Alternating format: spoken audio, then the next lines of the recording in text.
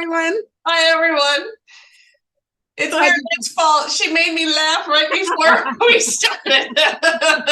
So you're not in on the joke. Sorry. Yes. Yeah. We've had a really good day thus far. We have. Yes. We went out to breakfast and I actually had pancakes and Mari-Lyn didn't have any. She had fruit. What the hell? I had eggs and a bowl of fruit. Scrambled eggs and a bowl of fruit. Well, you know, I was just doing my body a But good you're my service. pancake person. I know, but my body. I feel cheated. Sorry. They were so good. Sorry. Moo. That's our, by the way, it's not boo, it's moo. We moo at each other. So just so you all know why I'm mooing.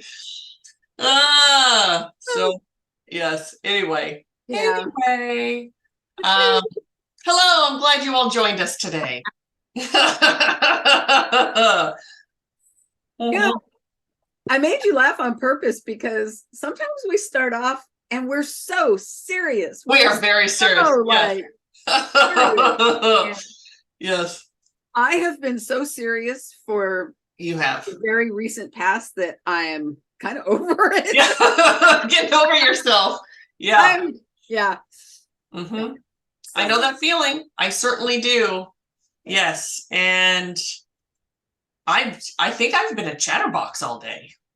So we had a session this morning together. And I've done my share of talking today. I don't know, but I just feel like a chatty Cathy doll, like someone just, maybe it's you keep pulling the string on my back. I just keep going, talking about nothing. Yeah, that's me.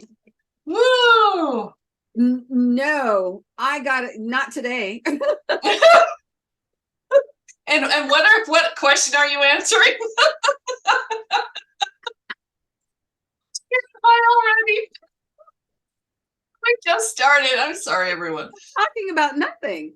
And yeah, I mean, you very rarely do you talk about nothing, but you do have that beautiful gift of gab where you can add words.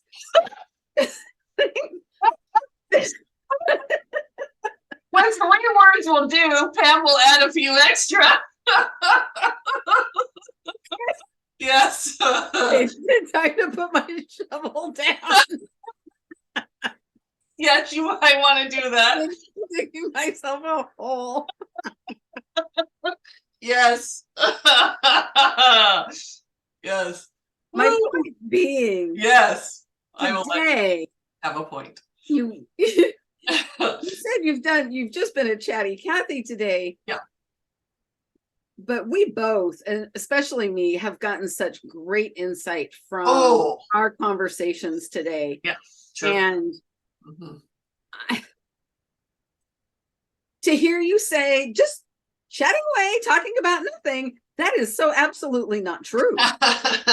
Well, that's my point. Is that the hole you dug? Okay. That's the hole I dug. Yes.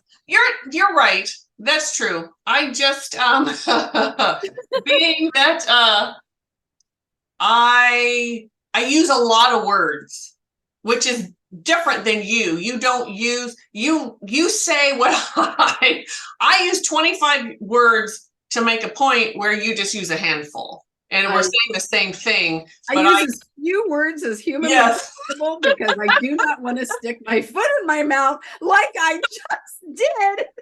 And I just keep saying more words, hoping that you won't notice what I'm actually saying. So you're so confused by the end of it, you just go, okay. Right? Yes. So, and I like everyone, if you're listening to this, honestly, in the comments, I want to hear your style. Are you more like me or Mari-Lyn or something different? Or somewhere in between? Yes. Would love to hear from you. Would love to hear. No. Yeah. Because it's just so funny. Oh, yes, I do. And the funny thing, or maybe it's not funny. I don't know. Growing up, I didn't have a voice. So maybe now that I actually can have one, man, oh man, somebody open those floodgates. All that healing, being the youngest of 6, total chaotic household, always being squashed down, your opinions don't matter, just shush. And boy, I'm not that way anymore. You're going to hear my opinion whether you want it or not. Yeah. I don't know. Yeah, I think there's something to be said about that. I think you're because I was the youngest of 3. Right. Always shut down, always, Yes. I mean, that happens with the youngest. We're always, that's just part of what we signed up for. Honestly. Yes. Yep. True that. Mm-hmm. And I forgot totally where I was going. Oh, it's gonna be one of these days, folks. Where we both, because I don't know. Oh, we're a pair today. It's going to be a thought-provoking podcast, yes. Right? Yeah. I hope so. Or people are just tuning out now.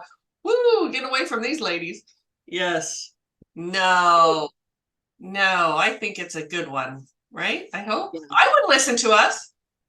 I think. Laughter is so contagious. It is. Yes, I hope you all are laughing too. Yeah, I hope so. Yes. We're totally spirit drunk over here. So, which is nice.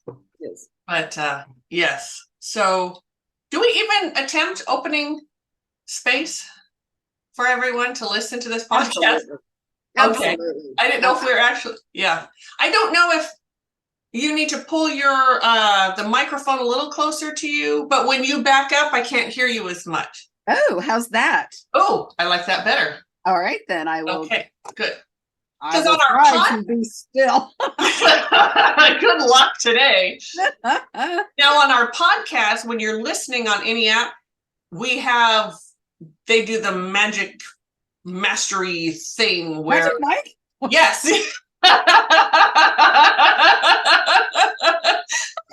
Yes, we have a man come and he dances.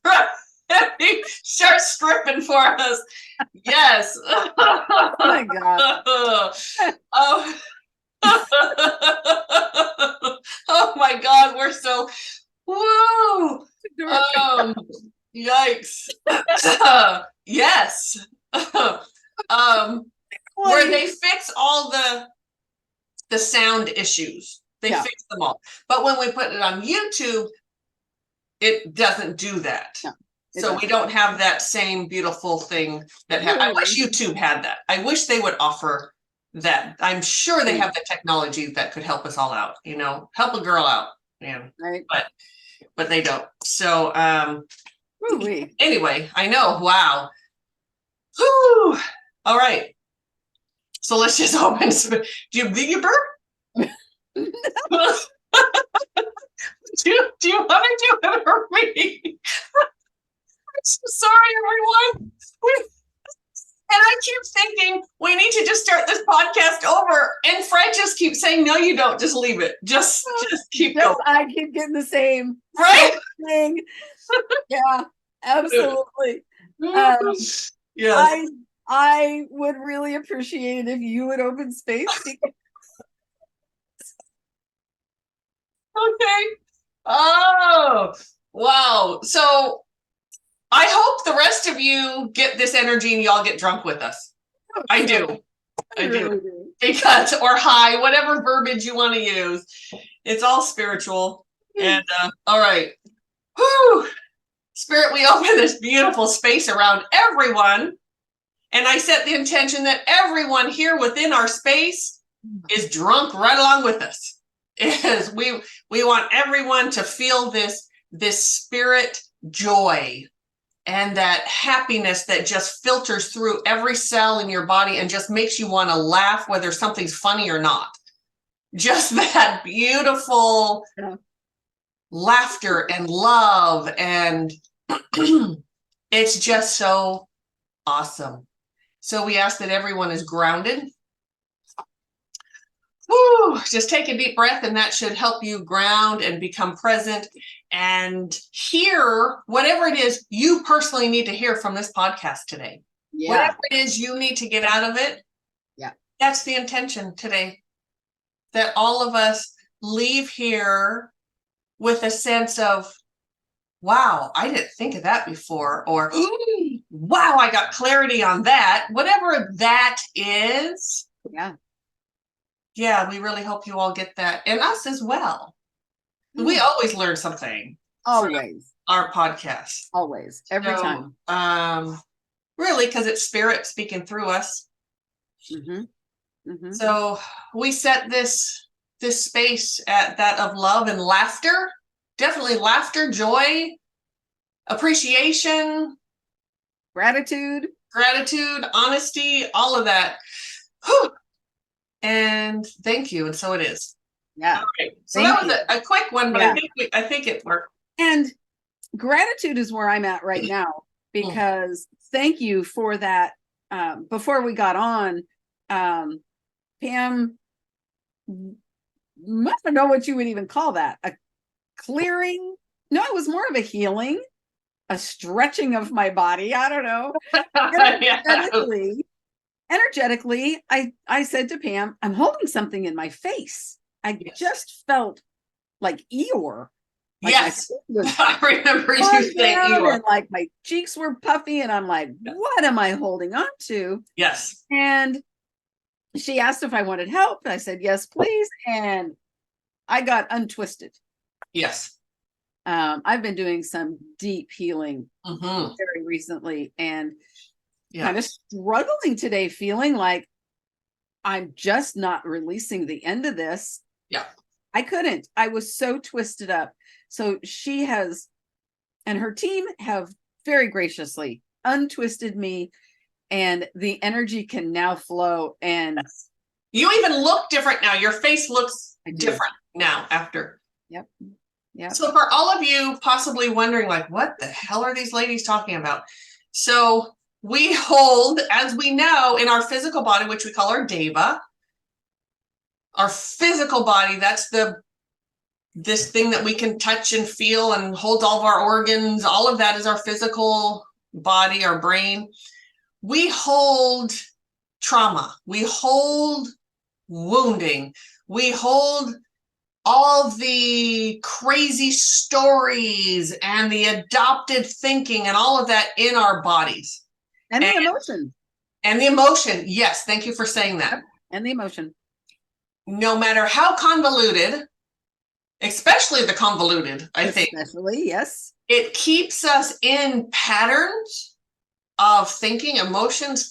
It keeps us there in those what are they called? Like a rock?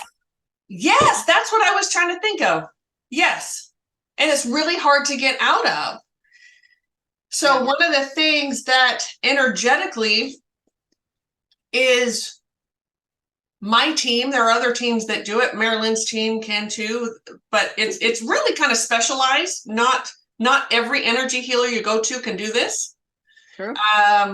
So I'm very, very grateful that my team does this. And my team gets in there and opens that up, moves that energy, gets permission from the deva to let go and to move. So even though Mari-Lyn and I aren't even in the same room, she's in her house, I'm in mine, and we're, a couple miles away from each other. And it's energetically moving her body. There are times, certainly when I first learned that, when this first came to me, my team first brought this to me, Mari-Lyn is always my very willing guinea pig. And she would say it felt like she just went to the chiropractor and had her back crunched and literally. Yes. Yeah, literally. Yeah, it doesn't feel quite that way anymore, but you can still feel all of that happening. It's a pretty awesome thing. So, well, I can tell you, number on you. It has eliminated my sciatic issues. Yes. Yeah, absolutely. Which is very, very awesome. What a blessing. Yeah. Yes. Yeah.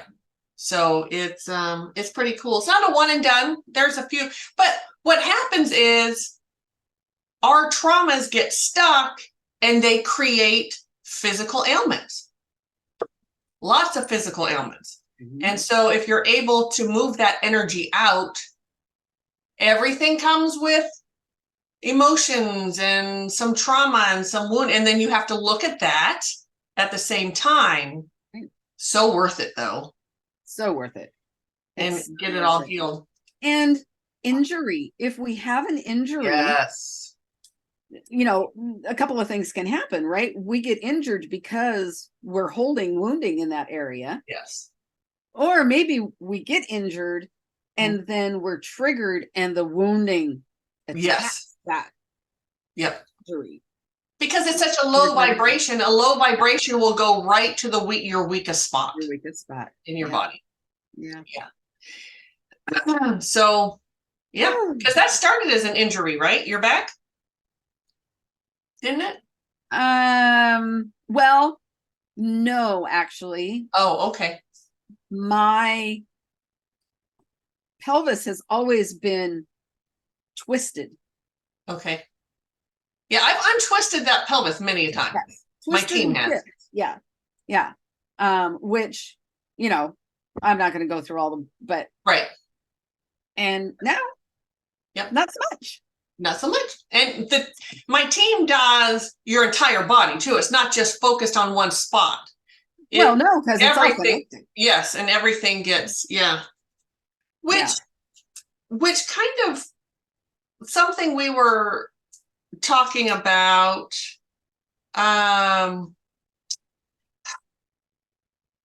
is, and it comes up probably in most of my healings with with clients certainly comes up with my own shit and yours as well, is having to look at our wounding. No one likes to look at it. No one does. It is painful. Yep. But we have to go there to get to the other side. You cannot avoid it. You cannot avoid it at all. And we all want to. We really do. Why do I have to go there? Why do I have to do that? Why is that? There's so much connected to this, and my brain is like spinning. So I need to take a moment and take a breath here. If you want to talk for a second, because I need to get my words in order here, because no one can understand what the hell I'm talking about. So, but it is true. We always question, why do we have to go through the healing aspect?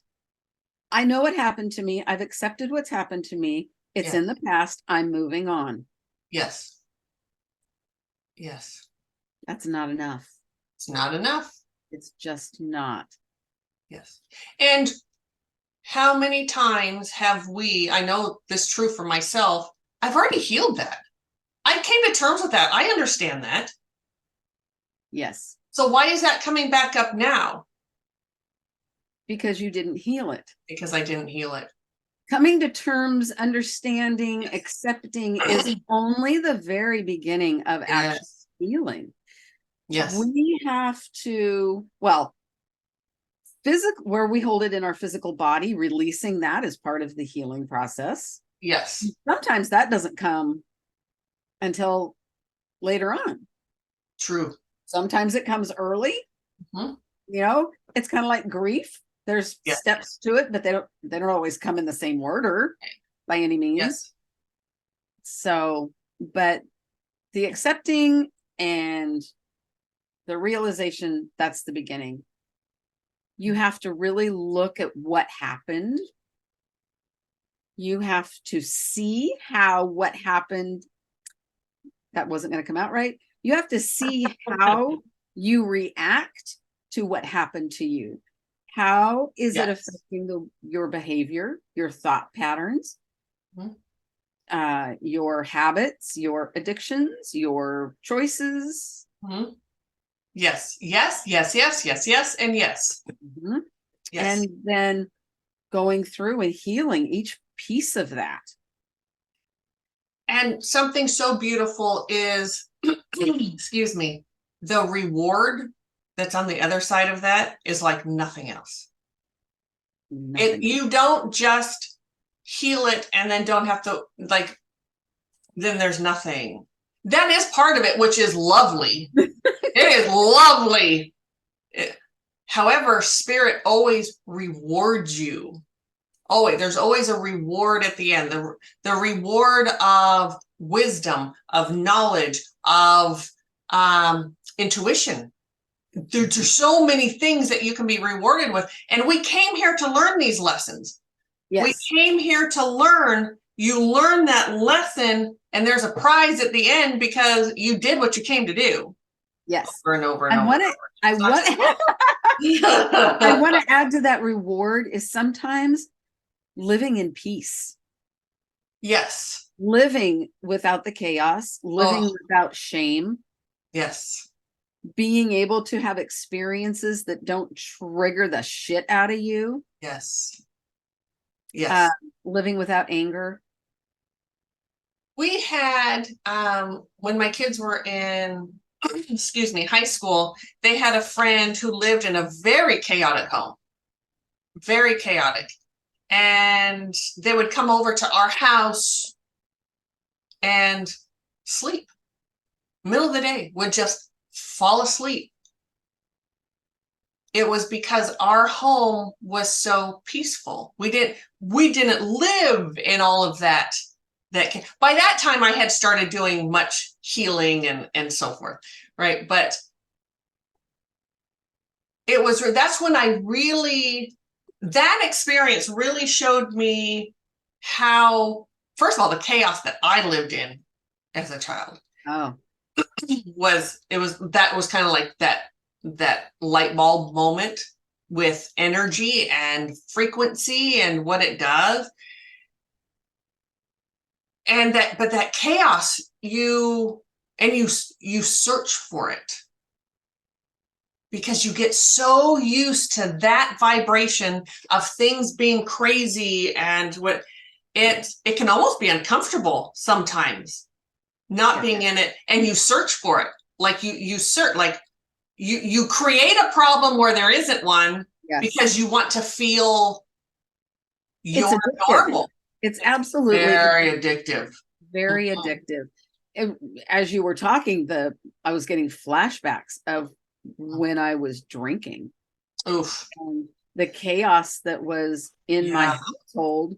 Yeah. Even when I was home alone. Yes. Drunk. The chaos that I personally lived in was horrific. And I'm kind of grossed out to say there are still times when I seek out chaos. Yeah, sure. Yeah. Yeah.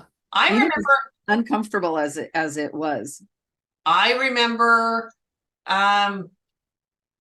teenage years into my 20s. This is before I got married. Being home alone or just being alone, but kind of like you were, and just desperately trying to figure out something to go do or someone to talk to, and we didn't have cell phones back then, of course, but really looking for something.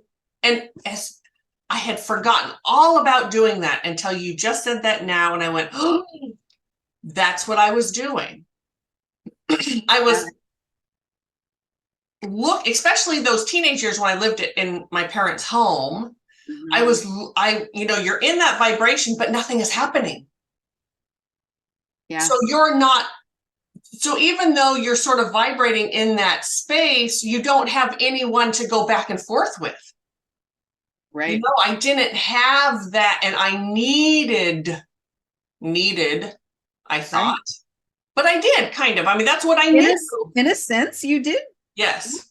Yes. Yeah. Yeah. And one thing, when I met my husband, he's a very grounded person. I liked that feeling. He was the first person I met who was so grounded that it grounded me, and I actually liked it. And he did not play into my, like, if I tried to get all crazy, whatever, chaotic, he would just go, no, we're not doing that. He was very like, no, that's not happening. My husband is also very grounded. Uh-huh. I didn't like it. Oh, okay. I'm thinking back. Uh-huh. And I tried to get him involved, and it was, well, he wouldn't play the game either. Right. Yeah, because there were times when I tried, my husband as well. But I kept trying different ways. Right. Oh my goodness. See, yeah. We always get clarity. I never saw it that way. Yes. I never did. And that's really icky. I don't like it. It's gross, right? It is gross. Yeah. I really don't like it. And now I feel like I owe him an apology. Right. I do. However, this is what I'm going to say to both of us. Yeah. There's a reason we contracted with these men to partner with us in this lifetime. Very true. They had, and neither one of us will go into our husband's stuff because that's not kind to do, but they each had stuff to learn as well by being with us. And that's how, no matter the relationship, a friendship, a work relationship, whatever it is, that's what a soulmate is. Everyone has a gajillion soulmates in their lifetime. You know, this whole, pop culture, whatever it is, has turned soulmate into that one true love or whatever. That's not, so I mean, it could be a soulmate, but that's not, that's not what soulmate is. You want your soulmate. Yes, absolutely. Absolutely. Absolutely. A soulmate is, yeah. Yeah, I no longer want to apologize to him. I just want to thank him. Yes, that's much better. Yeah. Absolutely. Yeah. And you'll probably get a, you're welcome. Okay. Actually, it would be more like, you're welcome. I'd be no questioning. No, my husband would be like, he'll take it. You're welcome. I don't really want to hear, so I'm just okay. Yes. Oh my gosh. But we contract. Maybe that's where we kind of talk about today. I want to write that down because we have to come up with a title. I don't know, but we'll see. Yeah, I think we've already used spirit drunk again. Yes. I think again. Still, yeah. Yes, and we love it. So everyone in your life you contract with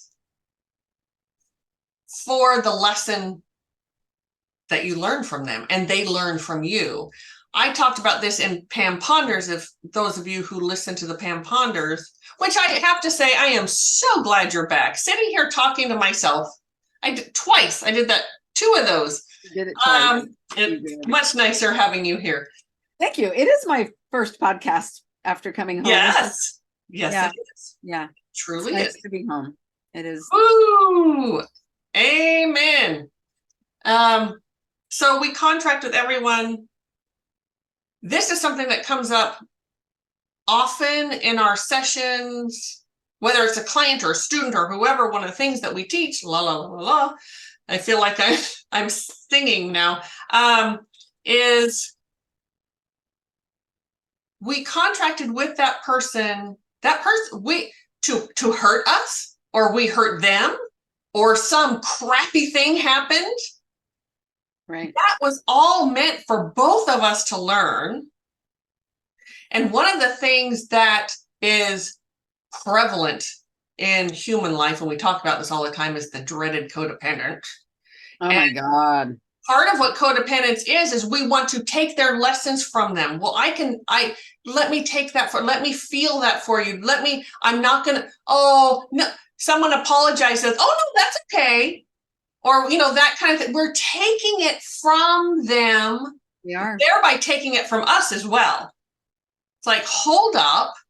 No, it took both of it, whatever that creation was, whatever that cluster was that. No, and it is a cluster. It Yes, absolutely is. Everyone has some responsibility in it. Yeah. Everyone. Yeah. And thinking of it any other way is not healthy. It's not going to help you get through it. It's not going to help you heal it. You're taking lessons away, yours and theirs. Yeah. I think I was going somewhere with that, but soulmates. So soulmates. Soulmates and contracts. Yeah. Yeah. Yes, we've contracted to be codependent. However, we haven't contracted to remain codependent.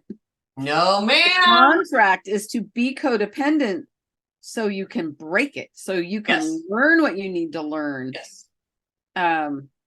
Through that separation, through personal responsibility. And not just for ourselves, but for everyone that has everyone. Right. And that comes in the form of not just energetically, where it helps all of us sort of get some wisdom on it, but look at all the people. You could turn on YouTube and put codependent in there. You'll have all these videos that will come up. I mean, I'm sure I have not done that, but you can put in mow the lawn and there's a ton. So, know. Right. And people are talking about it. People are talking about it and putting words to it and bringing clarity to people and opening it up for us to learn and grow from. Yes. And it goes so far beyond addiction and alcoholism. Oh boy. Yes. Because when I first started hearing about codependency, it was in early sobriety, and codependency was directly related to the alcoholic or the addict. See, now when I heard it, I'm going to, and I'll let you keep going, but it was the person living with the alcoholic. I heard it from that end of that person. That person's codependent to be living with that alcoholic. So that's interesting. Go ahead. Sorry. The alcoholic is codependent on the person that's enabling them. Well, the enabler is codependent too. Yes. Yeah. It's a two-way street. And it is only talked about with the alcoholic and addict because it's at the forefront, but it's everywhere. It doesn't matter. I don't care your age, your race, your color, your addiction. Mm-hmm. And I use that word addiction very loosely. Yes, ma'am. Because being a victim is an addiction. Woof. Gossip, addiction. Enabler, addiction. Addiction. Self-abusive talk. Yes. Addiction. Yeah. Abusive language to other people. Addiction. Anger, addiction. You name it, it could be a freaking addiction. Absolutely. I don't care. I'm not going to start swearing because I'm. Leave that to me. I'm the one that's usually up here cussing. I don't care. An addiction can be anything and absolutely everything. And if there's an addiction of any kind, there is codependency behind it. You know what comes to mind when you're talking is, I'm not sure why this thought came in, but when you say no to someone and then you end up saying yes, and then you blame them. Yep. You're like, no, you can't have that or can't do that. Yep. And then they come at you again and you're like, fine, just go, whatever, or whatever it is. Or you don't even say no in the first place. You just immediately see, and then you kind of roll your eyes and go, what? You are resentful. Yes. Resenting saying yes. Yes. Clear-cut sign. And I got to tell you, I can say whatever the hell I want to about codependency because I am a recovering codependent. And I've been there. I've done that. I've lived it. Yep. And I'm so fucking tired of living that way. Yes. Yes, you go, girl. Whoop, whoop. I tell you what, codependency is a killer. Yep.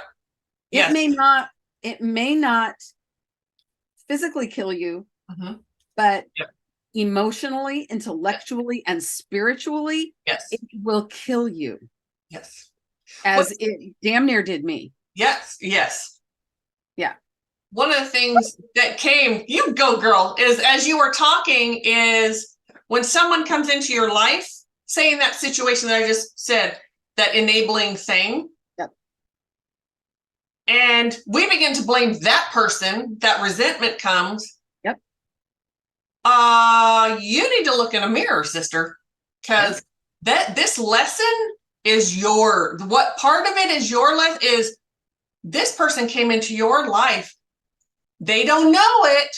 They don't know it. It's a spiritual thing, but they came into your life to help teach you how to say no, how to set boundaries, how to feel comfortable in saying no to someone, allowing that person to flip out or whatever it is they're going to do. Yep. And you stand confident in your decision to say no. Yep. I mean, that's just one of a gazillion ways, but that's why that person's there. And you're there. The flip side of that is you're there to teach that person what codependence is as well, for them on their end of it. You know what? Sometimes you get a no. There are no guarantees here. Sorry, you can't have that, or you can't, whatever it is you're asking for, I'm going to say no and set that boundary, and you're just going to have to figure out how to live with that. That's the other side of the, but it's all really, we talk about this all the time. Stay the hell in your own backyard.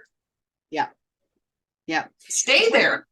If you recognize early on in a relationship that you are having codependent tendencies, codependent behaviors, and you make that conscious decision to continue, I tell you what, years down the road, it becomes even harder to break away.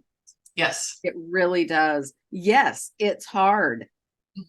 But if you can do it earlier on, oh boy, what a favor you're doing for everybody. Everyone. Yes. And yes. You know what the other person does with it, that's up to them. It is. Totally up to them. But choose yourself first and absolutely. Do what you can to step out of any of that codependent behavior. If you say yes and you feel resentful, or you say no and there's an excuse attached to it. Yeah. I used to say, no, I'm sorry. I've had too much to drink and I can't. And I hadn't even started drinking yet. Ooh, wow. Okay. Yes. And there are times. And I got to say, that would also give me an excuse to get drunk. Right. So I've already claimed it. I might as well be it. Yep. There are times when I want to say something to someone, whatever, and I come up, it's always my go-to to have an excuse ready. And the excuse could be totally real. That doesn't, I'm not saying that I lie about the why, but Mari-Lyn is always really good at saying, well, why do you need to give an excuse? Can't you just say no or ask for, like, there are times when I have to change. Me, the major codependent, saying, do you need to give it? Well, projecting much? But it's always true. It helps me. It helps me. That's an area that, why can't I just ask for something? We have a time scheduled at 2.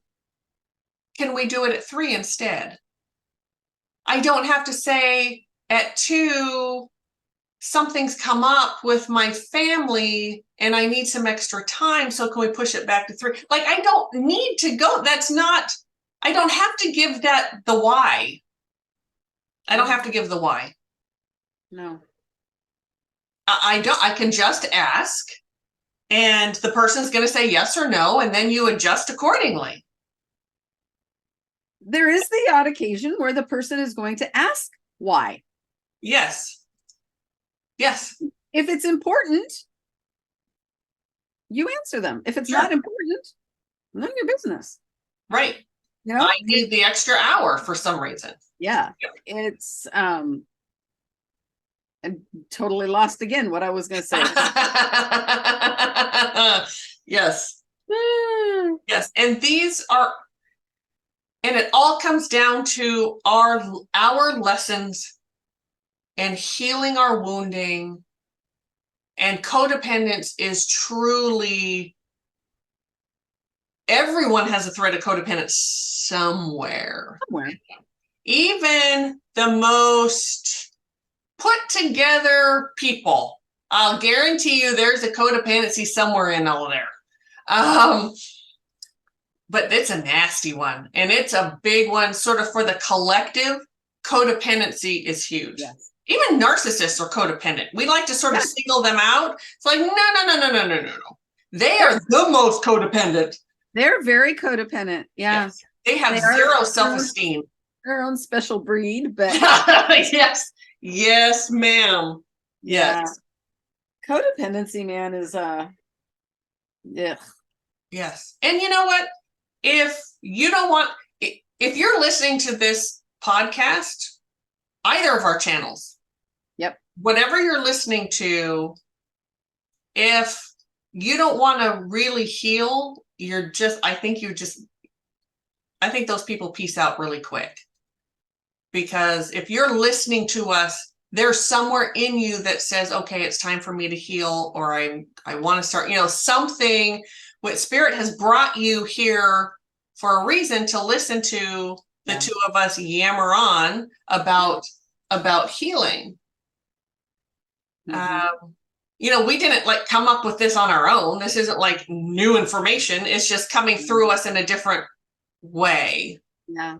Which we hear from people, and I'm so very blessed. I love when I hear that, to pass on that, Absolutely. Again, we're not reinventing the wheel here. No. But it's just coming through in a different way. Yeah. Healing codependency, I gotta say, is it's scary. Oh boy. Because we have to actually look at how little we think of ourselves, and at the same time, how much we think of ourselves. Yes. Yes. It's very selfish. It's very selfish. It is very, very. And I'm sorry to you codependents out there listening who are like, what? I'm not selfish. I do everything for everyone else. Exactly. So would you like to tell people how codependence is so selfish? Yeah. So we, the general population, I think, thinks as, selfish as being doing everything for our own positive gain. Yes. And it's always for our own gain. Always. Yep. But it's not always positive. Right. Being selfish in codependency, such a negative way to punish ourselves. And that's exactly what it is. It is self-punishment. Yep. It's selfish. It's self-centered. Yep. Who am I? Why am I so important? Yes. That I should take this lesson away from this other person. And yourself. Because I want the lavish praise. Yes. I want to be the savior. I want them to have an easier life. I want them to love me. To be the martyr even feels very good to some people, right? Yes. Yeah. Yeah. I know, it's so gross. Even you can play the victim after or whatever. But it's all selfish. It's all selfish. I fully admit I fall into the victim, so easy. It's not really so easy for me to say, martyr. I can be a martyr too. And for those of you who are listening and not watching, I was raising my hand like me too, as far as the victim-y thing. That was that was a big part of who I was for most of my life, was the victim. So my brain is a little muddled right now on how codependency and martyrdom go together. So what comes for me is the grown-ass adult who still lives with mommy, who still, can't survive on their own because mommy has made it so easy for them their whole life. Okay. Doesn't have to do anything. Not my scenario, but no, it is not. It is not. And the kid goes to mommy because they want a new car or a new whatever. Right. She can't afford it. It's not really in her wheelhouse to, but she goes ahead and does it anyway because she selfishly, the selfish piece is she doesn't want to hear him whine about it. Right. She doesn't want to hear him, well, if I had a car, I can do it. Instead of saying, I'll buy you a bus pass. I mean, what's wrong with that? Right. A lot of people take the bus, but that's the selfish piece, is that what you're doing is you're selfishly, because you don't want to have to hear about it. You don't want to have to suffer, or you don't want to have to get up to take him to work or whatever it is. Right. And then you play the martyr after because he took something. I gave him my last dollar. Look how wonderful, I'll suffer and I'll take the bus and you can have my car. Right. Well, gross, blah. I am celebrating over here because that's why I couldn't wrap my head around it, because I've not gone there. No, that's not your form of codependent. It's not. No. And maybe that's why that's the one that came to me. So you wouldn't have. I can. Oh, okay. Yeah. New scenario just popped into my head. Oh, give it to me. Well, no. Okay. No. Sorry, everybody. What just hit me was a little too close to home, a little too personal, very too recent. Okay. Then we won't go there. But I can absolutely see where I started to go to that martyrdom place. Yeah. I'm going to say I stopped myself. I stopped it, but yes, I can absolutely see now the brain going. Yes, but you're not. But, so there might be little threads of that there, but I know some martyrs, their whole life is martyrdom. Man, they live there. Yeah, and no, so you can give yourself a break on that one. You don't live. Just a thread. Not that what happened with you isn't ugly enough. Not like your version isn't ugly enough. And mine as well. I mean, I had my versions of that as well. But yes, but that's it. It's selfish. And you're not only taking, like we just said, you're not only not learning your lesson, you're taking it from them. Yeah. You are taking their lesson of being self-sufficient. Yes. In that same scenario that I said, that kid, and I think the reason that came up is because we see it a lot these days. A lot. Part of it is the part of the country that we live in is very expensive. And so kids tend to live at home longer these days parents are just fine with it. Like they're just, I'm just helping them out. And I'm just it's like,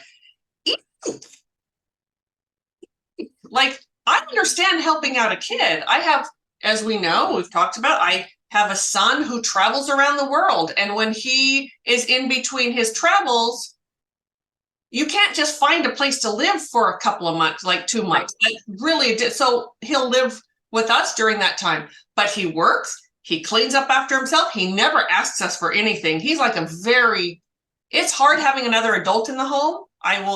That's hard. But as far as him being, he wants to make it as easy on us as possible. And for himself too. So I'm very proud of that. But we're talking about the kids who stay until they're 27 or 28. And we see that a lot around here. And again, because under sort of the guise of, well, it's really expensive here. Yeah, well, we also see kids living like 6 or 7 of them to a home. So, so they can pay rent or whatever, that many to pay rent, and they just swap bedrooms once in a while or the sofa or whatever. And do they have it hard? Yes. But you know what? Those are prime learning years. That's how you learn who the hell you are and what you're made of.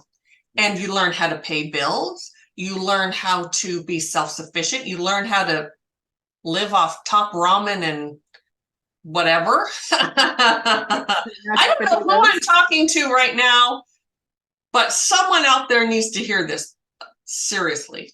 And so if you're the one that needs to hear this, please know that I am saying all this in support of you. Whether you're the one who maybe you feel bad because that's the way your child is living, don't feel bad.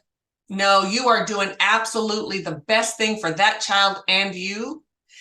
And if you're the one that has the 27-year-old at home who's driving your car while you're riding the bus,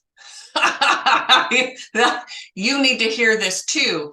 Stop taking these lessons from him or her. It mostly happens with moms and sons. I see more often, I think. But I agree. Yeah. That's yeah. I was very conscious of that because I had 2 sons. I did. And I always say to my husband, if it worked, because he was an amazing role model for our sons. And he would tell me, you need to back up out of that. Like, no, he really helped me find my line. If it had not been for him, ooh, I'm afraid of the mama's boys or whatever I would have created. That's really icky. I think about it. So it's easy to fall into. So I'm not saying this is like some easy thing or whatever, but whoever you are needed to hear that. And we support you healing yourself and that person you're in that relationship with. Yeah. My husband is, okay, we already said everybody has a thread of codependency in him, right? So it's not excluded. However, he is so not codependent that he allowed me to become codependent with other people. Yeah. He was like, you do you, you're not doing it with me. All the rope in the world.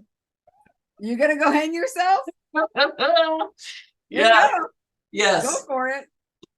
But you know what though? Had you had biological children, he wouldn't have given you that much rope. He would have said, no, you're not doing that to our son or whatever. Yeah. Yeah. I don't know, maybe he would have. Who knows? That wasn't your plan this lifetime. So it wasn't there. So, we could guesstimate about it all we wanted to. But we're never gonna know. No. Yes. No. But so, and I'm sorry if I triggered anyone. If any of please know that if you're triggered, however, that there's something there to look at for yourself. And yay you. Absolutely. Yay you. Being triggered as I'm it's such a gift. It's such a gift. It's a beautiful opportunity to start looking at what needs to be healed. Yes. And to move forward and to look at it and heal it. And one thing I gotta say, one of the blessings about healing, this doesn't happen for all wounds, but there are some things that we heal and then we can't even remember what it was. Yes. Yep. That is so amazing when that happens. Love when that happens. Yep. I have said this before and I'll say it again because it's coming up. my kids as adults, they'll say something and then they'll turn to look at me and I'll laugh or whatever. And they're like, whoa, like they expected a different reaction from me because I was so wounded before. Yep. And I had healed it. I didn't even, and I look, I'm like, what? And they're like, Mom, you totally didn't react like we thought you were going. And I'm like, what? Like, I really didn't remember. Yeah. Did not remember that and then of course you get embarrassed. It's like, oh my God, did I really? Yeah. I've had similar with my husband where he expects a drunk reaction from me. Sure. And they're like, absolutely. What? Oh, gross. And then the embarrassment comes, right? It's like, oh my God. Embarrassment and shame. And yes. Yeah. Not so much anymore though, because there's been so much healing come. Yes. And that's how you know you've really done healing, is when something can come up and there isn't that trigger. There isn't the shame or the embarrassment. You know, there might be little rickles just because we're human, but not those really deep triggers. I have one. I have something to talk about. Okay. So a trigger or no. Part of the codependence is, well, if I change, what's going to happen to the people in my life? Like if I start to heal and come out of this, well, the people, they're not going to be happy. They're going to be uncomfortable. Maybe they'll leave me, or maybe they'll this, that, the other, whatever, blah, blah, blah, blah, blah, blah, blah. Any business. None. Business. And you know what? When you heal and you start finding out who you are, you don't give a rat's ass if that person leaves, because they're not where you are. And and the ones who are meant to be there, who want to be there, will shift right along with you, and you both end up better and in this healthier place. That's truly the way it works. Truly. Yes, people drop off in your life and you're like, peace out, because I don't want to be in that. That person is trying to keep you. Imagine that. Imagine saying you love someone and they want to better themselves, and you're like, no, I want you to stay down here in the filth with me. I don't want you to get better. That's not a friend. That's not really someone who loves you. That's a selfish person who's only thinking of themselves. That true friend, that true person who loves you, and this is a big one for me in my life. You mean, Mari-Lyn, you want to be in my life because you want to watch me be the best I can be? Like I want to cry right now because this is the truth. This is our relationship. Yes. Mari-Lyn wants me to be the best I can be, and she is so excited for me. That's a true friend. That's someone that I know that Mari-Lyn loves me, because that's the way she sees me. My husband has always seen me that way. And I know this is terrible to say, but I took it for granted. I took it for granted that he always saw me that way. But my trauma was with other women. True. And so that's, so that's part of this too. And when I finally, those tears came because it still amazes me that someone would want to be with me and they want to see me be the best person I can be. That amazes me. But that's a true friend. And we've been through some shit. Yeah, we have. It's not like Mari-Lyn and I, there's this like little walk in the park in our relationship. No. We've been up Rocky Mountains. We've been down in the desert, and we've been on the glacier, and we've yes. And there's always a reward after, and we're always so grateful after. And when one of us shifts and heals and rises up in vibration, the other one comes right along. And you know, it's a true friend when you reach out and you say, damn it, this is what's happening, and I'm so hurt and I'm so embarrassed and I have to heal this. And the other person says, yes, Yay! You're in pain. Congratulations. Yes. That really is the best thing that you can hear. Yes. I never thought that I would think that, but it really is. Yes. And you know, sometimes you agree with, yes, I know, I'm so excited that I get to heal this. And other times you're like, fuck off.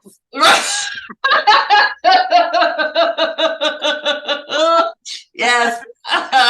Or think, I'm sorry. Yay!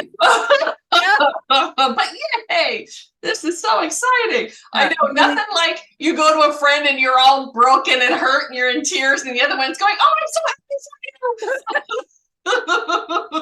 happy." Yeah. But that's what it is, because when you're in that broken place, you know what? You're healing shit.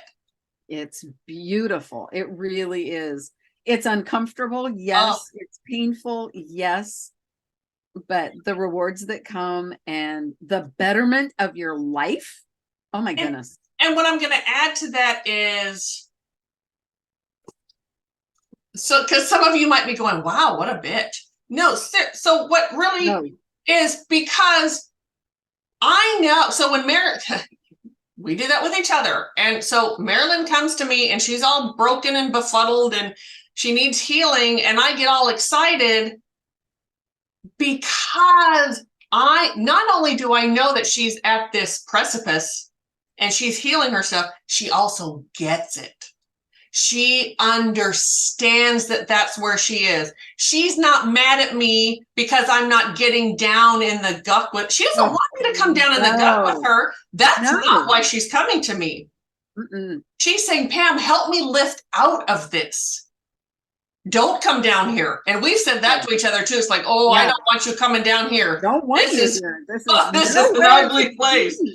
Yes. Yeah. And that is a true friend. That true friend doesn't jump in there with you and wallow around in it with you. That's so counterproductive. Oh, I don't want a friend like that. It really is damaging to the situation, to the psyche, to the friendship. Yes. It's so low vibrational. And it doesn't mean that you don't have compassion. I have a lot of compassion. And I certainly have a lot of compassion when she's hurt like that. Yes. Now, there have been times when I have reached out to Pam and she has said, do you need me to listen? Do you need me to help heal? Do you need input? What do you need from me? And what a blessing that is, to be able to be given the opportunity to say, I just need to get this out. I need to move the energy. If you can allow me to do that, then we'll see. Then we'll see what I need. Yes. But you know what I never do, and you never ask for, is to get in there and wallow with you. Never. I never offer that. No. And you don't ask me for that. Never. That has never been something for me.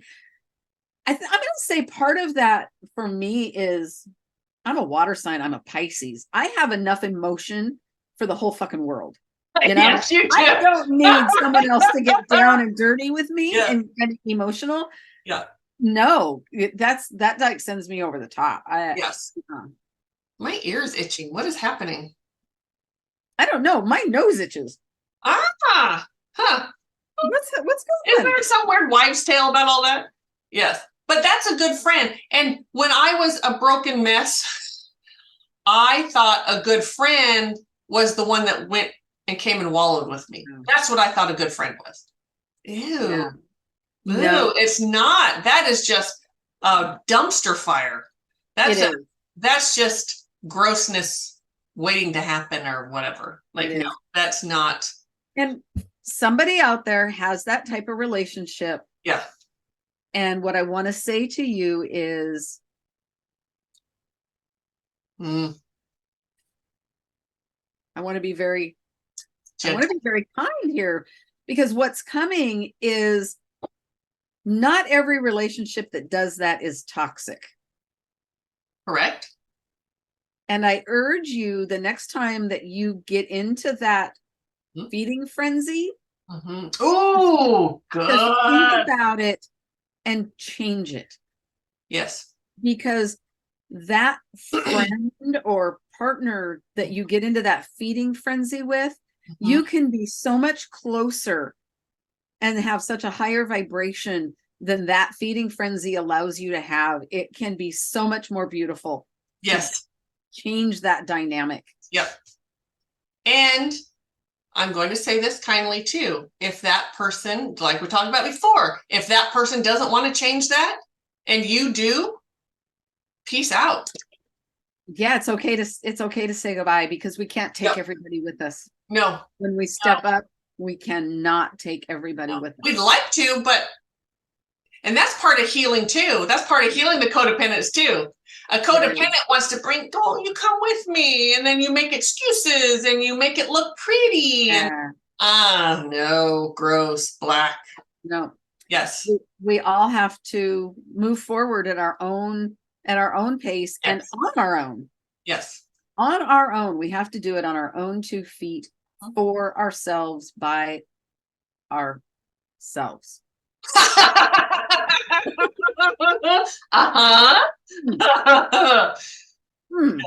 And here and that brings up, do you want to another one came up, because it's by ourselves, but we don't have to do it by ourselves. That's why as I was saying, by ourselves. Yes. No. We can have help. Yes. But we do it independently. That's what I mean by ourselves. We're independent, but we can have help. Like you help me, I help you. Yes. Our healing is very independent. Yes. Yes. And if that's clear as mud, I'm sorry. And it's okay to say or to hear from your friend, either way, I'm not ready to go there yet. And respect that. Yes. Respect when that person says that. Because sometimes you're not ready to talk about it, or you're not ready to go there. And it may be a while before that happens. Maybe. It may be a while. That person might still have a lot more healing to do before they're comfortable with sort of bringing that out and be okay with that. Because I know that happens too. Oh, no, go ahead and tell. Like you try to drag it out of them. Don't do the draggy thing. No. That's not helpful for anyone. No. There's selfishness right there. Is when you have to come in to save the person. Or, well, you're going to feel so much better if you say, really? Says who? Just because I want to hear it I have no business trying to drag it out of you because I'm being selfish right now. Right. Talk about selfish. Let that person have it. Stay in your own lane, in your own backyard, whatever you want to say. And just stop already. Oh man. Wow. Yeah. Forcing someone to do something they're not comfortable with because I'm uncomfortable. Yes. Yeah. Talk about some codependence. You got some right there. Oh my goodness. Yes. That is selfish. Let me into your pain so I can feel better. Yes. Yep. No.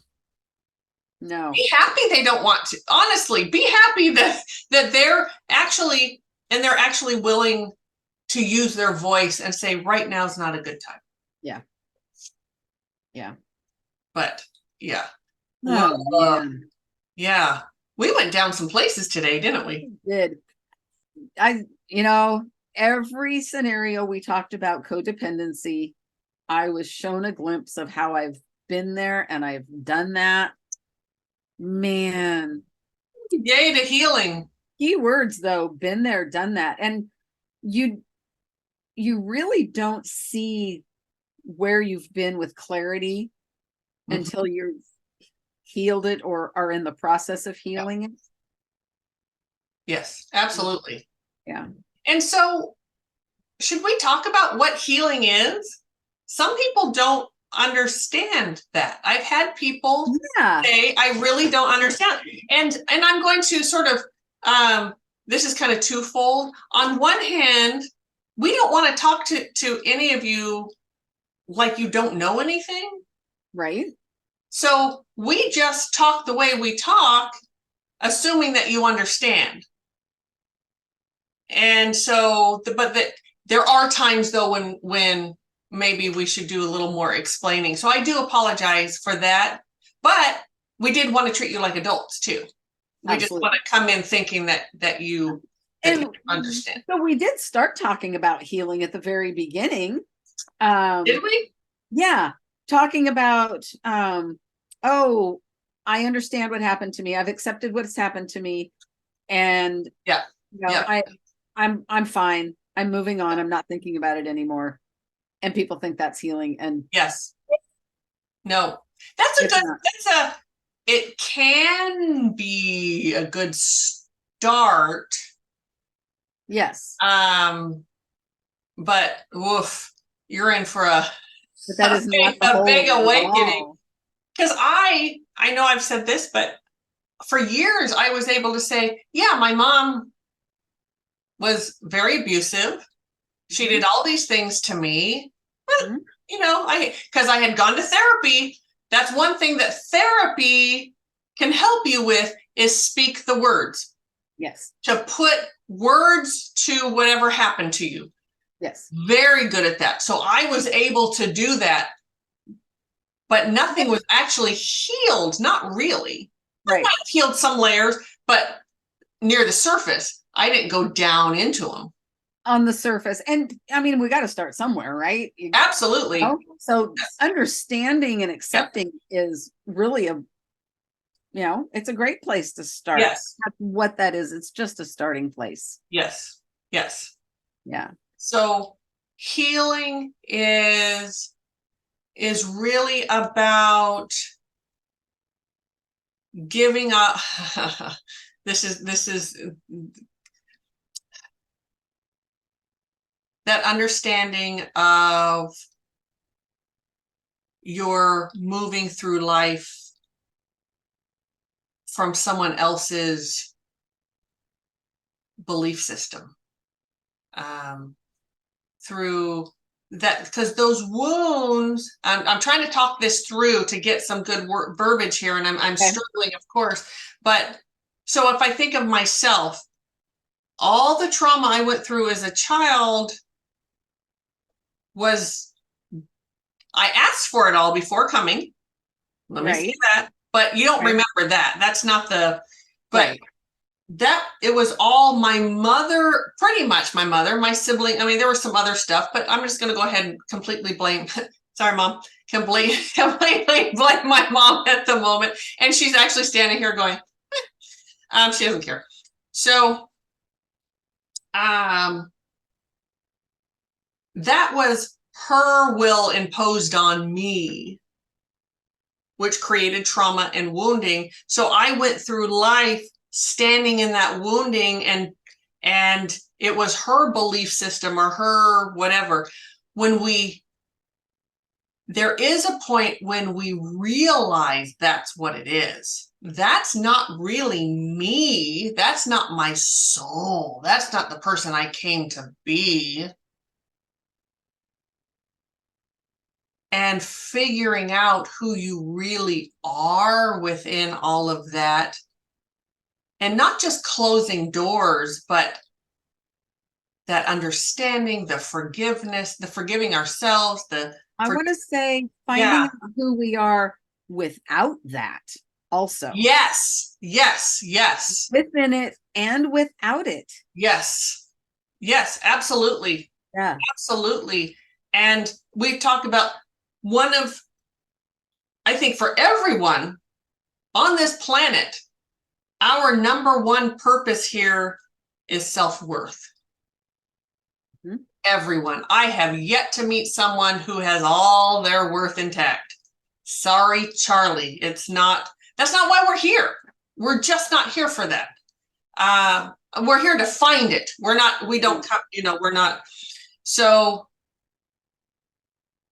moving through all that, navigating through all the lies and the expectations and all of that, and coming out of it our own personal person, our own view in life, our own stand in our own light and our own.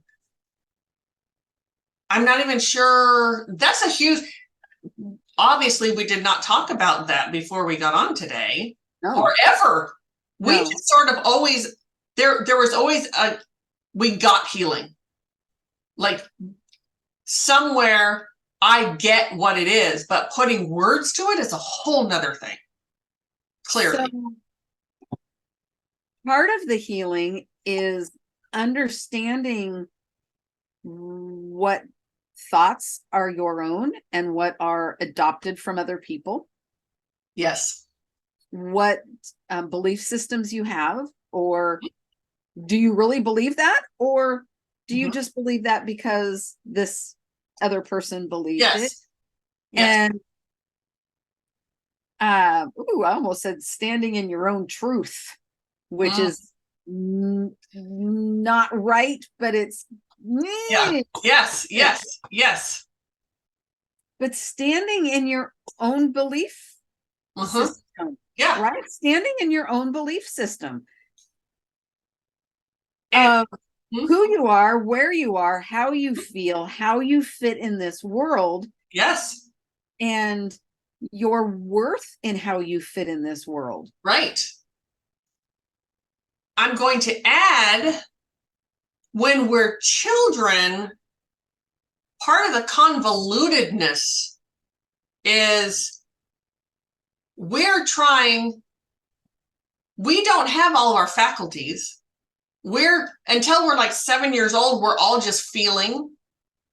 Our frontal lobe isn't even connected till we're in our 20s, our mid 20s. So, okay, maybe 50 something. But,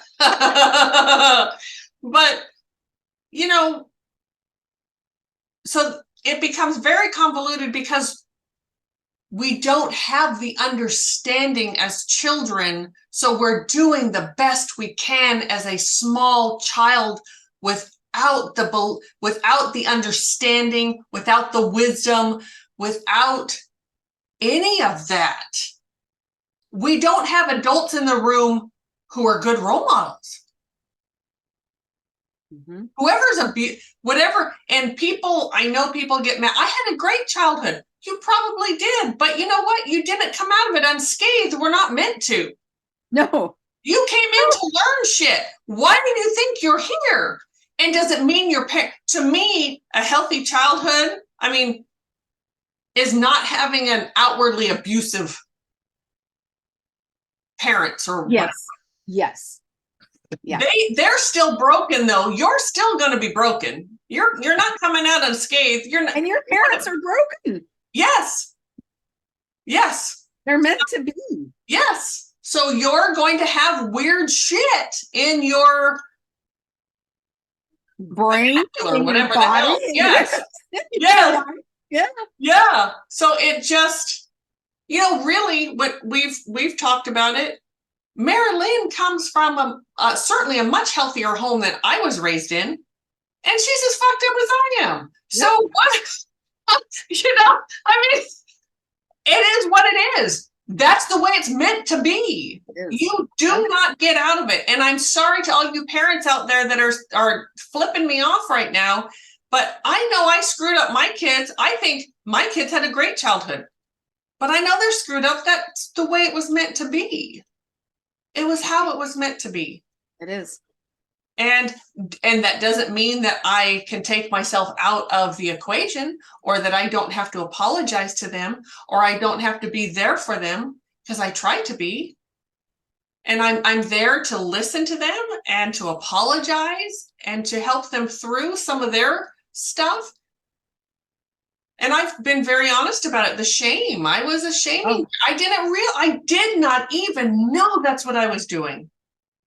And when I realized it, I was friends with Mari-Lyn at the time when I realized it. So it took me a long time to realize it. Oh my gosh. that was a rough one when I realized how much I shamed my children. And I called them both up separately and apologized and said, when you want to talk about this, I'm here for you. It was heartbreaking to me. It was horrible. I remember. Yeah, it was horrible. Yeah. But I did. I had one son that was like, yeah, whatever, mom. And then his wife had a conversation with him and said, do you realize the gift your mom just gave you? Like, hold on, that was a lot. And at least honor the fact that she called you and said that. And we had another conversation. Then the other child, of course, had to launch into it, and we had to have a very deep conversation, and we were both in tears, and it was beautiful. But yeah, so no matter how great your parent was or how great your parenting is, I'm sorry, but you are here to be that child's first teacher on whatever. Yeah. My mother was a teacher. She was an abusive bitch. She was my teacher. Yeah. Yeah. And I asked her to do all that. Weirdo. I know. I want to say, what a beautiful gift. Not only that you gave your sons, but what a beautiful gift you gave yourself. By going to them and apologizing and talking it through with them. A really beautiful, beautiful gift. That had to be one of the hardest, as many things that I have had to recognize and heal, like all my abuse, that was nothing compared to going to my sons and apologizing for that and trying to stay open. And especially with the one son who wanted to talk about it. Right. I remember. It was trigger after trigger after trigger after trigger. Like every word he said was like he was just shooting me. It was rough. That was way harder than healing my own shit. I'm like, okay, I'm going to go back and just heal my stuff because that is so much easier. Yeah. Yes. And I thank you for being my rock during that time and that person that I could really lean on. And you were so good about that and helping me. Thank you. You are more than welcome. Yeah. The healing that you afforded your sons is, what they did with it is their business, but you did heal. Yep. At least they have that out there to when they're ready. Yeah. Or whatever. Yeah. My damn one son he's another water sign. Very, very watery and very communicative, and he wants to talk about it. Shit. That was hard. Yes. But you did it. I did. To get I have to tell this story because it's funny, unless you had something you want to talk about. So when they're just 2 years apart, same high school. This tells who they are exactly. My one son, the youngest one, he's the one that was kind of like, yeah, whatever, mom, okay. One of the teachers told me this because it was so funny. It was at the end of the day, and he was all, you got to go home. He walked out the front of the school, and one of his friends in his little group, a girl, she was standing out there and she was crying. He took one look at her and just went right back into the school. Like, whoop, not even like, My other son was in a situation where he was in a classroom and one of the girls in class was crying, and she's normally a very stoic girl, but she was crying. And the teacher went to my son and said, can you go comfort her? And he went right over and he was comforting her. Wow. So that's how different my sons are. One is like, not anything here. And the other one, yes. And it doesn't mean that my youngest son does, when it comes to like his wife, he's very much there for her. And I'm very proud of him for that. But other days, like, oh, girl crying, what do I do? What do I do? Looking at my feet, like, out of here. See ya, right back into the school. Yeah. So they're very different that way. But that's great. So funny. Yes. Anyway, I had to tell that story. That felt good to say that. So are we about time up here? Is that what you're feeling? I think so. I think so. Yeah. Thank you, everyone. Yeah. This was good. Yeah. I had no idea that this was going to really go into codependency. No. But for me, I have done so much healing, and very recently doing even more deeper healing around it. And this is really helpful for me. So I appreciate everybody being a part of that. If codependency is part of what you struggle with, I urge you, get in recovery. Yes, yeah. Because it really is that much of a journey to get out of that habit, that addiction of codependency, because it can just take over. And those realizations, because there are times when Mari-Lyn will go, oh my God, like all of a sudden you see the light bulb go off over her head, and it's so that moment can be very painful, or what comes right after that moment. But boy, I know that's worth it, because I've watched you, and I had my own stuff, but and how far you've come, and the way you've allowed your light to shine, healing all of that shit, and who you stand in right now is so much more amazing than who you stood in before. Thank you. Yeah, it's pretty awesome. Thank you. And so there is such a difference in the selfishness of being codependent and the feeling of selfishness when you're out of it. Because it feels very selfish to get out of it. In reality, it's not selfish. It's just choosing yourself. It's really choosing love. For everything. Love of yourself, love of the other person. Ultimately, it is the greatest gift of love that you can give someone, to step out of a codependent relationship with them. Even if that means end of the relationship. It's still the greatest gift of love. Absolutely. And you can't stay in a relationship because, like, if you're healing and getting out of it and that person doesn't want to be in that relationship anymore, you can't stay there for that person. That's so selfish. That's just awful. No, get out. Yes. So thank you, everybody. And you had asked a question. Asked a question at the beginning for comments. No. Do you use a lot of words to get your point across, or do you use as few words as possible to get your point across? Or are you somewhere in between? Somewhere in between. Yes. Let us know. We'd love to hear. Yes, we would. We really would. And also let us know.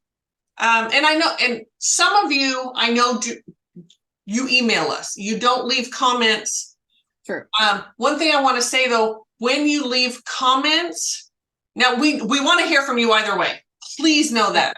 But comments, the way the algorithms work with YouTube, the comment that helps get us seen more.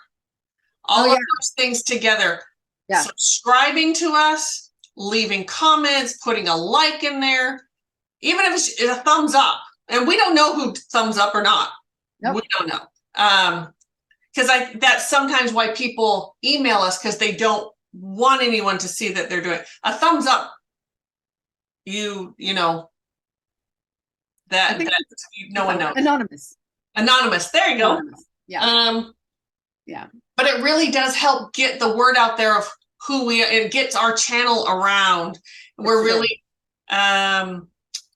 So if you're on YouTube doing this, that would be really helpful. We'd greatly appreciate it if you did that. Yes, we would. If you do want to email us, you can find us on the website at tcseverydaypsychics.com using the contact us form in that. Yes. And it lists all the stuff, all of our services as well. Yes. So, my ear's itching again. My ear itches now. And it's my left ear. Huh. Mine too. We just happen to be mirrored or whatever on here. Yeah. I know. Something. Do we have a clearing coming up? Is somebody watching us thinking about contacting us for a clearing? Or a healing. Or a healing. Anything, any service. Yes. I don't know. We hope you do.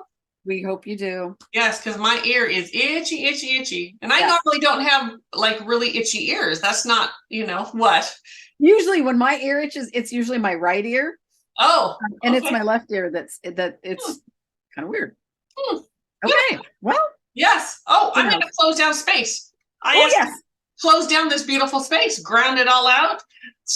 We each want to be left in our own beautiful high vibration, but we want it to be taken out of the group and that grounded out. Absolutely. Thank you so much. All right. All right. See you next time. See you next time. Yeah. Thank you. Take care. Bye.